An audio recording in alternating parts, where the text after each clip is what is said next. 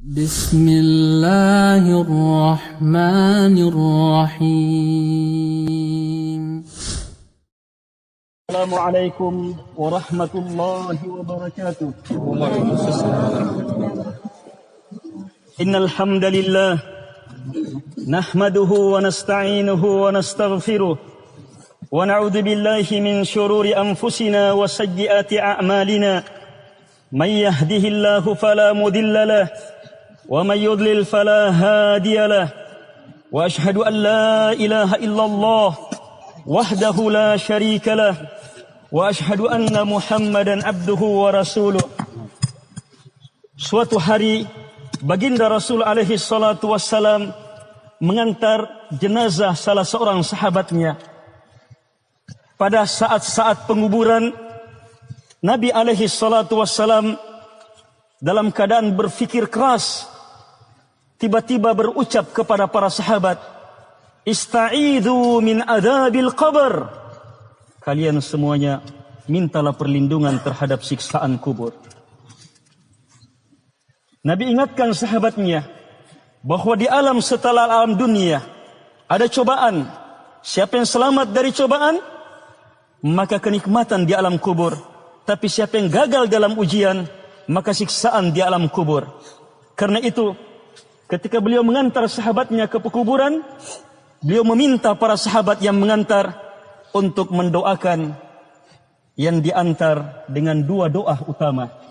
Yang pertama, mintakan ampunan kepada beliau, dan yang kedua, mintakan kekokohan dalam menjawab pertanyaan di alam kubur. Minta Allahumma ghafir lahu wa thabbithu, atau dengan bahasa apapun.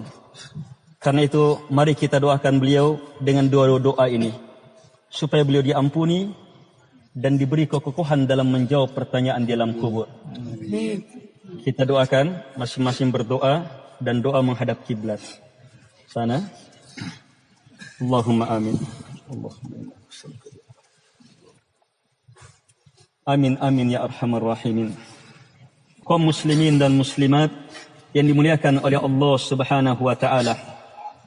Kullu nafsin dha'iqatul maut. Setiap jiwa akan merasakan kematian.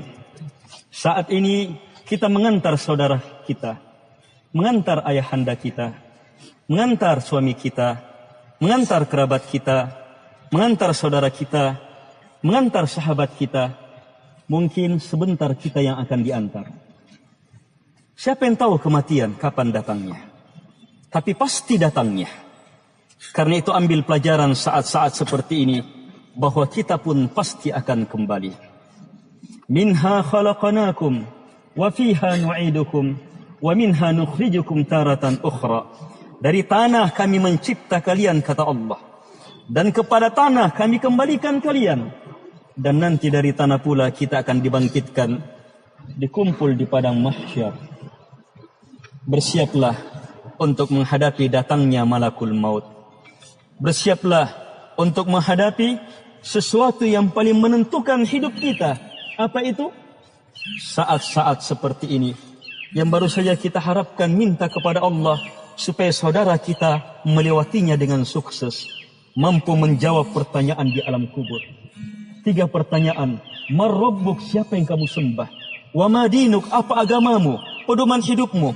Wa man nabiyyuk, siapa nabimu yang kamu jadikan panutan? 3 pertanyaan ini, siapa yang mampu menjawabnya? Bahwa Allah yang saya sembah, agamaku, pedoman hidupku, aturan hidupku adalah Islam, dan Nabi Muhammad adalah panutanku, maka dia akan selamat dan mendapatkan kenikmatan di alam kubur sebelum kenikmatan di negeri akhirat. Tapi siapa yang gagal, maka siksaan di alam kubur sebelum siksaan di negeri akhirat. Menjawab pertanyaan di alam kubur tidak sama dengan menjawab pertanyaan saat ini. Saat ini kalau kita ditanya siapa yang kamu sembah, terlalu gampang mulut kita Allah jawabannya. Kita ditanya apa agamamu, Islam, mudah sekali. Siapa nabimu? Muhammad. Tetapi jawaban di alam kubur sangat ditentukan oleh amalan kita di dunia. Kalau di dunia kita tidak menyembah Allah dan hanya Allah, maka kita tidak akan mampu menjawab pertanyaan di alam kubur bahwa Allah adalah yang saya sembah. Kalau di dunia kita tidak menjadikan Nabi Muhammad sebagai panutan, maka kita tidak akan mampu menjawab Muhammad adalah Nabi saya. Kalau di dunia kita tidak jadikan Islam sebagai agama kita, sesuatu yang terbesar dalam pikiran kita, yang dengannya kita melangkah maupun maju, yang dengannya kita marah maupun cinta, mendukung ataupun tidak, maka kita tidak akan mampu menjawab Islam adalah agama saya di alam kubur. Jawaban di alam kubur jamaah ditentukan oleh sikap kita saat ini. Karena itu, sembah Allah semata. Jangan duakan Allah dalam ibadah. Mengharap hanya kepada Allah dalam ibadah kita. Jangan harapkan siapapun juga. Murnikan ibadah kita untuk akhirat kita. Jangan harapkan dunia di balik ibadah kita. Agar supaya kita bisa menjawab Allah semata yang saya sembah. Siapa yang menyembah Allah di dunia, kemudian menggabungkannya dengan menyembah selain Allah, maka tidak teranggap sebagai penyembah Allah. Penyembah Allah hanya yang mampu menyembah Allah semata, tidak menduakan dalam ibadahnya. Ibadahnya semata di atas la ilaha illallah. Demikian pula, kita tidak akan mampu menjawab bahwa Islam adalah agama saya kalau kita tidak wujudkan Islam dalam kehidupan kita. Kita tidak benarkan syahadat kita. Kita bersyahadat la ilaha illallah, tapi masih menyembah selain Allah. Kesyirikan masih berlanjut. Gugur syahadat itu. Kita menyatakan wa asyhadu anna Muhammadan abduhu wa rasuluh, tapi masih ada selain Nabi Muhammad yang kita besarkan. Mungkin komandan kita, mungkin pemimpin kita, mungkin suami kita, mungkin istri kita, mungkin hawa nafsu kita. Siapa yang menduakan Nabi dalam pengikutan? Siapa yang menduakan Nabi dalam petunjuk? Siapa yang menduakan Nabi dalam ketaatan sebagai Nabi dan Rasul? Maka tidak teranggap sebagai umat Muhammad alaihi salatu wassalam.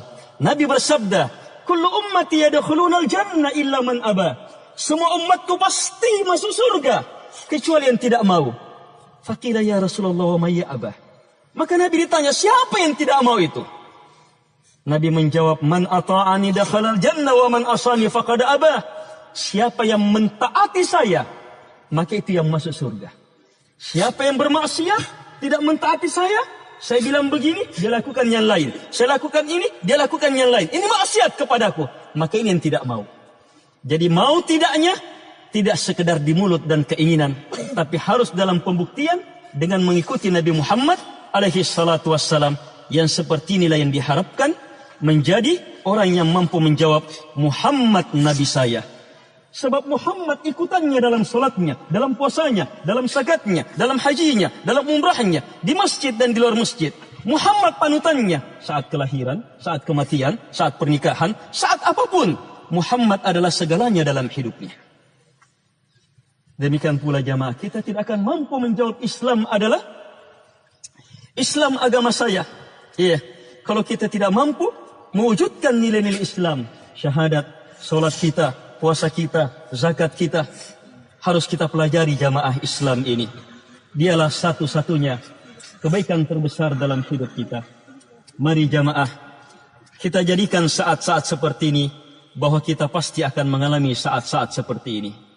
Mungkin sebentar, mungkin besok, tidak ada yang tahu kapan ajal tiba. Mari kita mengambil pelajaran bahwa kita pun akan kembali.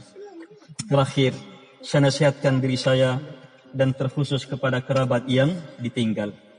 Yakinlah, beliau ini milik murni Allah subhanahu wa ta'ala. Kita hanya dititipi. Pemiliknya sekarang yang menginginkannya. Kita tinggal pasrah dan kepasrahan kita dibalas dengan surga oleh Allah. Yakin itu. Jadi di balik musibah ada surga. Lihat maha rahmatnya Allah. Dia yang punya. Dia yang ambil. Kembali kepada dia. Tapi dia pula yang balas. Lihat maha baiknya Allah. Karena itu baik sangkalah kepada Allah di balik musibah. Tetap puji, besarkan, muliakan Allah di balik musibah. Nyatakan inna lillah sungguh kita milik Allah. Saya, jamaah, kerabat, dan beliau yang mendahului kita, serta sahabat-sahabat kita, kerabat kita yang saat ini dikubur. Semuanya milik Allah subhanahu wa ta'ala. Wa inna ilaihi raji'un. Dan pasti kita akan kembali kepadanya. Kalimat ini akan menguatkan kita, akan menyabarkan kita. Iya, kita pun akan kembali dan pasti akan kembali. Dan beliau diambil oleh pemiliknya dan Allah mempersiapkan pahala besar.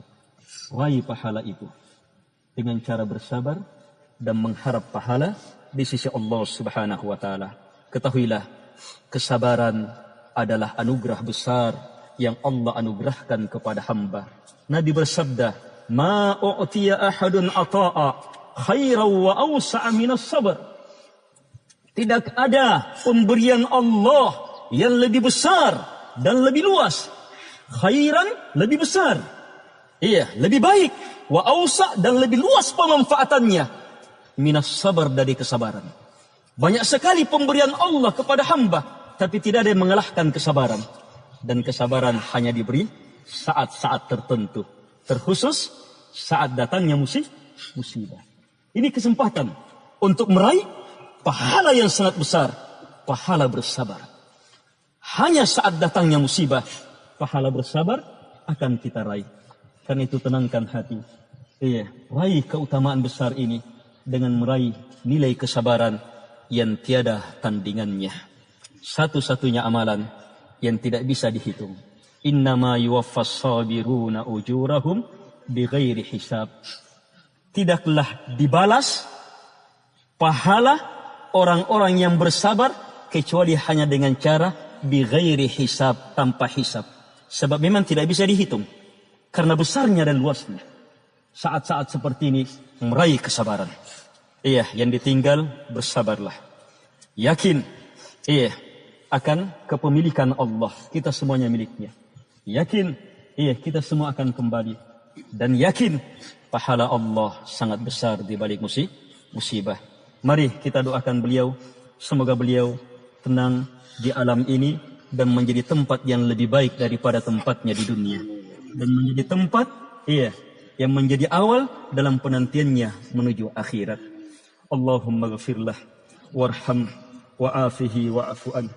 وأكرم نزله ووسع مدخله واغسله بالماء والثلج والبرد ونقه كما نقيت الثوب الأبيض من الدنس وابدله دارا خيرا من داره وأهلا خيرا من أهله وزوجا خيرا من زوجه وأدخله الجنة وأعيده من عذاب القبر ومن عذاب النار اللهم وسع قبره ونور قبره وأفرشه من الجنة وباعده من النار إنك أنت السميع العليم والجواد الكريم وصلى الله على محمد وعلى آله وصحبه وسلم تسليما كثيرا وآخر دعوانا أن الحمد لله رب العالمين والسلام عليكم ورحمة الله وبركاته.